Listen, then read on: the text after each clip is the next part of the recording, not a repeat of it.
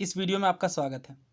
इस वीडियो में profit and loss के उन क्वेश्चंस को करेंगे जिन क्वेश्चंस के कॉन्सेप्ट्स काफ़ी बार यूपीएससी के डिफरेंट एग्जाम्स में रिपीट हो चुके हैं। आपको क्या करना है, मेरे पहले के जो वीडियोज़ हैं प्रॉफिट एंड लॉस की, आप उन्हें अच्छे से कंप्लीट कर लीजिए। उसके बाद ये क्वेश्चंस आपको काफ़ी ज़्यादा आसान लगने लगेंगे। तो चलिए स्टार्ट करते हैं फिर। ये छत्तीसगढ़ पीएससी का पूछा हुआ, बट मुझे इसके कंसेप्ट काफ़ी अच्छे लगे इसलिए मैंने इसे लिया है। A furniture seller sells 2 table at 1500 each. He earned a profit of 20% on 1 table and suffered a loss of 20%।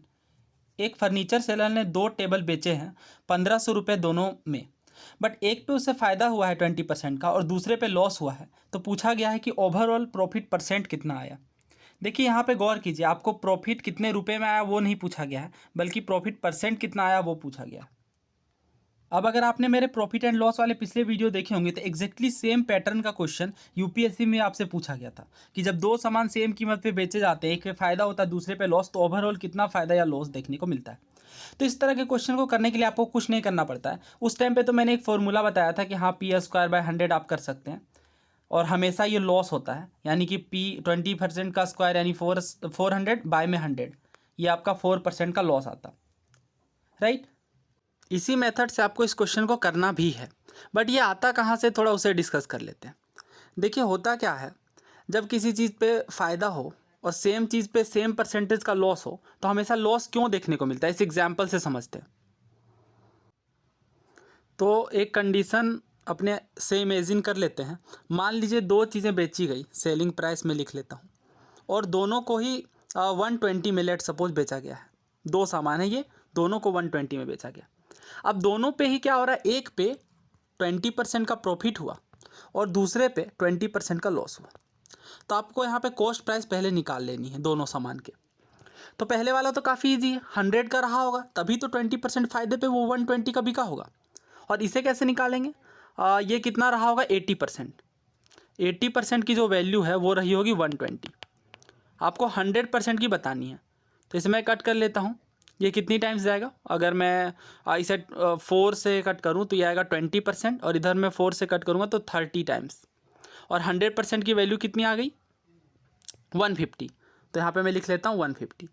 तब आप ध्यान से देखिए, एक सामान था 100 रुपये का और दूसरा सामान था कितने का 150 का।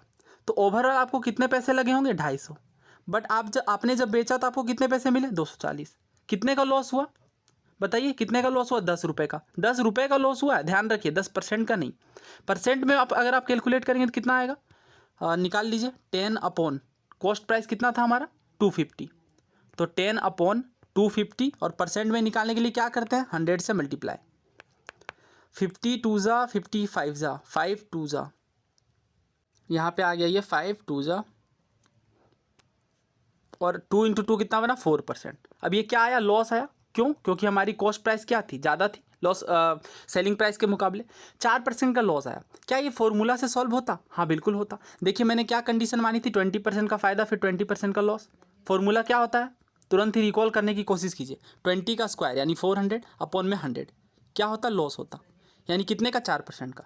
तो देख रहे हैं, जब आपको फॉर्मूला पता है तो आपको ये लंबे लंबे कैलकुलेशन नहीं करने पड़ रहे हैं। अब मैंने एग्जाम्पल में तो 120 माना था, बट इस क्वेश्चन में आप देखिए 1500 इन्होंने लिया हुआ है, यानी आपकी कैलकुलेशन और ज़्यादा बढ़ जाएगी। तो कभी भी आपको एग्जामिनर के इस पे नहीं आना है, इस चीज़ की कोई उपयोगिता नहीं है, कोई यूज़ नहीं है, बस आपको परसेंटेज देखना है। हाँ, अगर ये पूछ दें कि कितने रुपए का फ़ायदा या लॉस हुआ तो फिर आपको कैलकुलेट करना पड़ेगा, जैसे मैंने किया है इस मेथड से, राइट। अब आइए नेक्स्ट क्वेश्चन की ओर बढ़ते हैं। ये क्वेश्चन देखिए सीजीएल मेंस का है, राइट। अब मैंने जो आपको कॉन्सेप्ट सिखाया उसके आधार पे करने की कोशिश कीजिए। एक इंसान ने दो घर बेचे, दोनों को 96,000 में बेचे हैं। पहले पे उसे 20% का क्या हुआ फ़ायदा और दूसरे पे क्या हुआ 20% का लॉस। पूछा गया ओवरऑल कितना परसेंट लॉस या फिर गेन हुआ। तभी मैंने आपको क्या बताया 20 का स्क्वायर अपॉन 100, जितने भी परसेंट रहेगा उसका स्क्वायर अपॉन 100 आपको करना है, यानी ये आ गया 4% का लॉस, ऑप्शन डी। आपको ये 96,000 की यूज़ भी नहीं करनी पड़ी। अगर आप इसे करेंगे तो फिर आपको काफ़ी ज़्यादा, तो जो कंपटीशन में जो आगे चले जाते हैं उनकी वही होती है कि कुछ क्वेश्चंस में ट्रिक अप्लाई होते हैं और वहाँ पे करने भी चाहिए जब आपका काम आसानी से निकल रहा है। वैसे मैंने आपको दिखा दिया है कि ये कहाँ से ट्रिक आई है, तो फिर आप वहाँ पर डायरेक्टली क्यों करेंगे। आइए डिफरेंट टाइप ऑफ क्वेश्चन लेते हैं। ये क्वेश्चन काफ़ी ज़्यादा प्रोबेबिलिटी है रिपीट करने की यूपीएससी में, क्योंकि थोड़े ट्रिकी से क्वेश्चन आते हैं यूपीएससी के सी सेट में, अगर आपने गौर किया हो तो। The difference between cost price and selling price of an article is 240, the profit is 20%। Selling price आपसे पूछा गया, तो जब भी ऐसे सेलिंग प्राइस कॉस्ट प्राइस वाला कॉलम आए तो आप यहाँ पे ऐसे बना लीजिए, cost price selling price. Cost price और सेलिंग प्राइस के बीच की डिफरेंस होती है 240। अब आप ध्यान दीजिए, मान लीजिए मैं कोई चीज़ 100 में खरीदता, 150 में बेचता, तो इसका डिफरेंस कितना आया? डिफरेंस मतलब समझ रहे हैं ना आप, सब्ट्रैक्ट कितना आया? 50, और 50 ही तो मेरा प्रॉफिट हुआ, यानी कि डिफरेंस को ही तो प्रॉफिट कहते हैं। यानी इन्होंने प्रॉफिट दे दिया है बट घुमा करके लिखा हुआ है, इसलिए मैं आपको कॉन्सेप्ट सिखा रहा हूँ ना, और एग्जाम्पल इमेजिन करवा रहा हूँ। अब जब आप अगली बार देखेंगे difference between CP and SP, तो आपके दिमाग में क्लिक करेगा, अगर मैं 100 की चीज़ या 50 की चीज़ को 100 में बेचता हूँ तो 50 रुपये का जो मुझे फ़ायदा होता है वही तो इस क्वेश्चन के अंदर डिफरेंस है। आइए फिर इन्हें ले लेते हैं। तो कितना दिया हुआ? प्रॉफिट प्रॉफिट प्रॉफिट प्रॉफिट है हमारे पास 240 का, ओके। और कॉस्ट प्राइस और सेलिंग प्राइस नहीं बताया गया, और प्रॉफिट की परसेंट बता दी गई है। कितनी परसेंट है? 20%। 20% की जो वैल्यू है, क्योंकि प्रॉफिट परसेंट भी दे दिया और प्रॉफिट की वैल्यू भी दे दी गई है। 20% की वैल्यू कितनी है? 240।